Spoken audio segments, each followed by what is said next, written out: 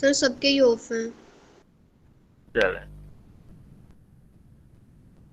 अच्छा, तो now we will start the DNA extraction from blood. How we can extract the DNA from blood. This is the principle. The extraction of DNA involves the three steps. One is that cell lysis. Cell lysis is performed by two buffer. One is red blood cell lysing buffer and other is white blood cell lysing buffer. And then protein separation. Protein separation is performed either by SDS, then sodium chloride, or chloroform phenol method, which is organic. Sodium chloride and SDS used in the organic method, and so, as for phenol, chloroform solution is used for organic method. And DNA purification by 100% ethanol or isopropanol. Cell lysis is usually performed by incubation of cell in a buffer containing detergent and proteases. ये हम इसको detail में discuss करेंगे. Cellular proteins are salted out or phased out, separated using organic solvent. Finally, the DNA isolated and purified either by alcohol precipitation or adsorption with silica and solution. What are the reagents required to separate the DNA from blood? TE buffer is also known as red blood cell lysing buffer. It contains 10 millimole trace, 2 millimole EDTA, and pH adjusted to 8. Then 10 buffer, this is known as white blood cell lysing buffer. It contains 10 millimole. These are also known as detergents. 10 millimole tris, 2 millimole EDTA, and 400 millimole of NaCl. Then we have 10% SDS. 10% SDS is used to denature the protein into a rod shape. Then proteinase K digest that denatured protein. Then we use 6 millimole, so 6 molar NaCl to separate the DNA from protein, to separate the DNA from protein. What is the function of this sodium chloride? This sodium chloride helps to remove the protein that are bound to the DNA. It also helps to keep the protein dissolved in the aqueous layer so they do not precipitate along with the DNA. So, in organic method, we use chloroform, phenol chloroform isomal alcohol into 25-24 into 1 ratio. ये क्या करती है? To denature the protein and remove the protein from DNA. ठीक है? Then we use absolute ethanol or isopropanol. This is ice cold and it is used to precipitate the DNA.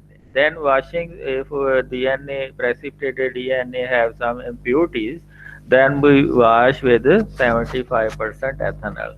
Then low TE buffer is used to store the DNA. It has less concentration of point. Here we use 2 millimolar EDTA. Here we use 0.2 millimolar EDTA. And then these are the consumable items required. Equipment centrifuge for 15 centrifuge for 50 ml, 15 ml, Falcon tube, microfuge for 1.5 ml tube, adjustable micropipette 1 ml and 200 microliter.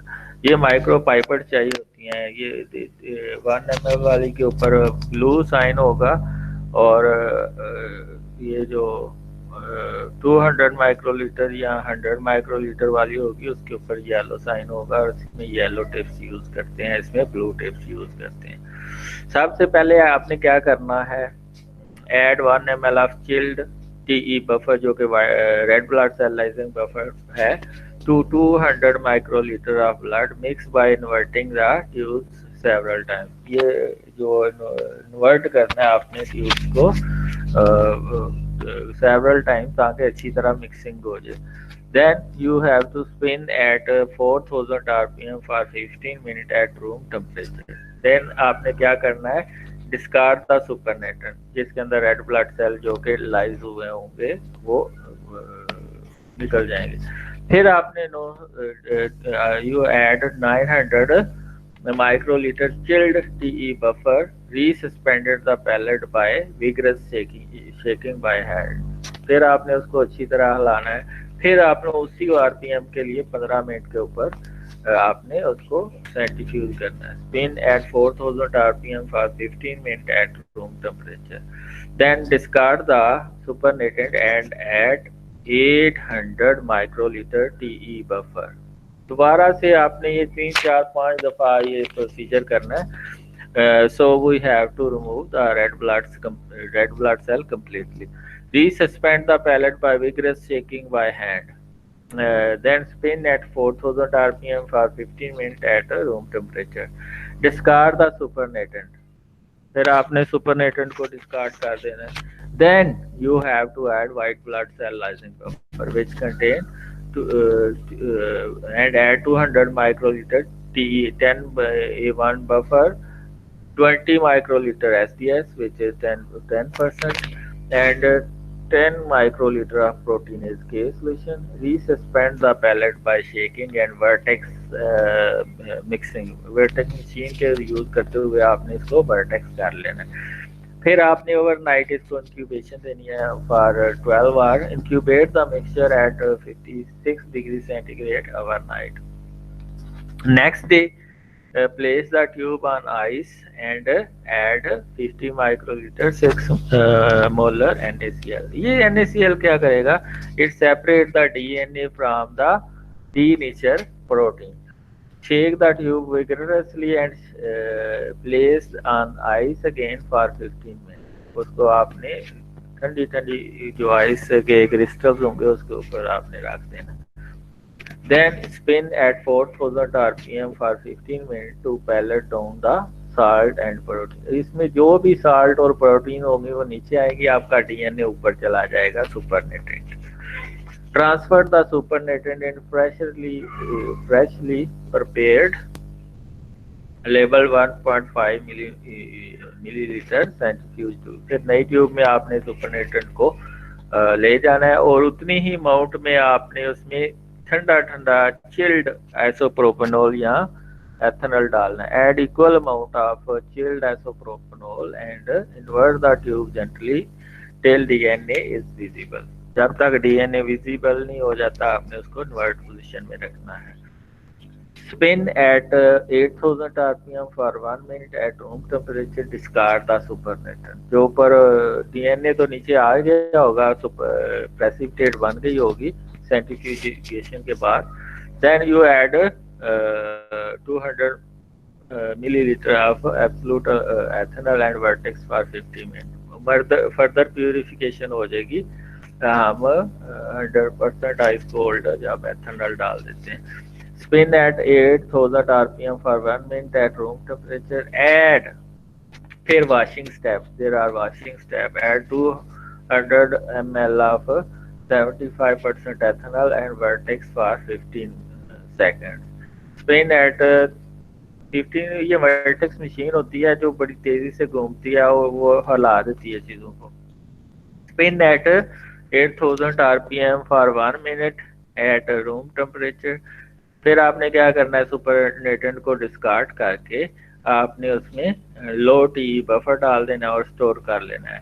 Discard the supernatant and add 100 microliter low TE buffer or sterile distilled water to dissolve the pellet. ये pellet को dissolve कर देगा. Then incubate at 72 degree centigrade for 30 minutes ताकि complete वो dissolve हो जाए. फिर आपने store DNA at -20 degree centigrade for further use. Then ये तो था inorganic method. ठीक है. तो अगर तो आप ऑर्गेनिक मेथड के थ्रू करते हैं तो फिर सोडियम क्लोराइड वाला स्टेप नहीं करते. फिर ये वाला 9वां 10वां 11वां 12वां स्टेप जो उधर होता है उसको रिप्लेस करके इधर करते हैं. अच्छी सेपरेशन के लिए हम दोनों को स्टेप को बाज़ परफॉर्म कर लेते हैं. अगर हमें प्यूरिफिकेशन जो है डीएनए की वो मोर देन 100% चाहिए, then we can go for both method at the same time. Add equal volume of phenol, chloroform, acetylamine solution.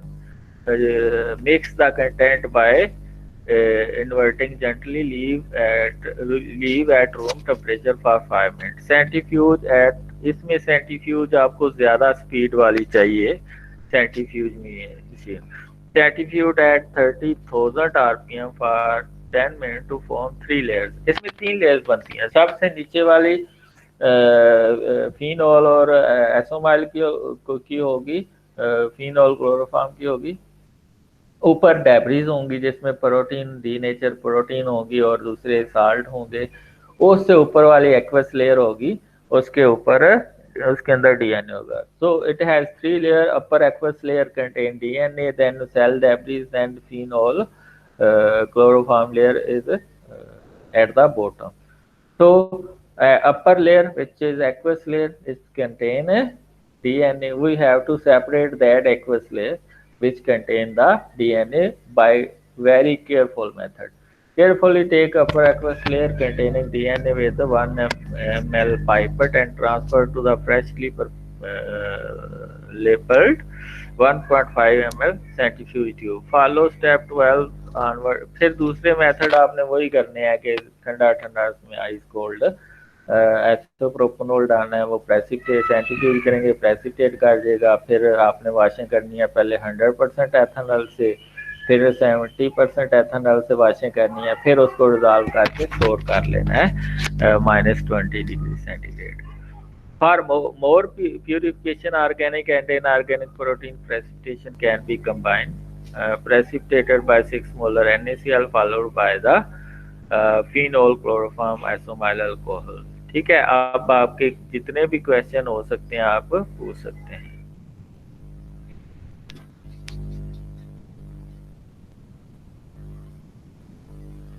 हाँ जी, अगर नहीं क्वेश्चन तो लिख दें साइड पे यस सर समझ आ गई है। ठीक है,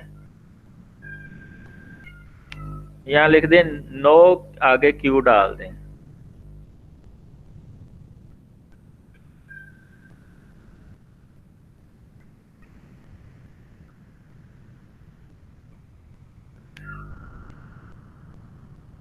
फिनोल प्रोटीन को डीनेचर करता है अलॉन्ग विद जो आपका है क्लोरोफॉर्म, प्रोटीन को डीनेचर करता है और डीएनए से लैदा करता है।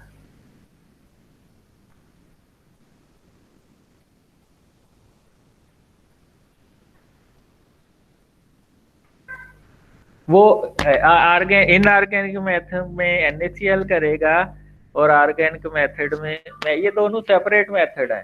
ठीक है, अगर आपने इनऑर्गेनिक मेथड यूज किया है तो फिर आप मोस्टली फिनोल क्लोरोफॉर्म वाला नहीं यूज करते। अगर मोर प्यूरिफिकेशन करना चाह रहे हैं तो फिर NaCl के बाद दोबारा आप फिनोल क्लोरोफॉर्म का मिक्सचर यूज कर सकते हैं।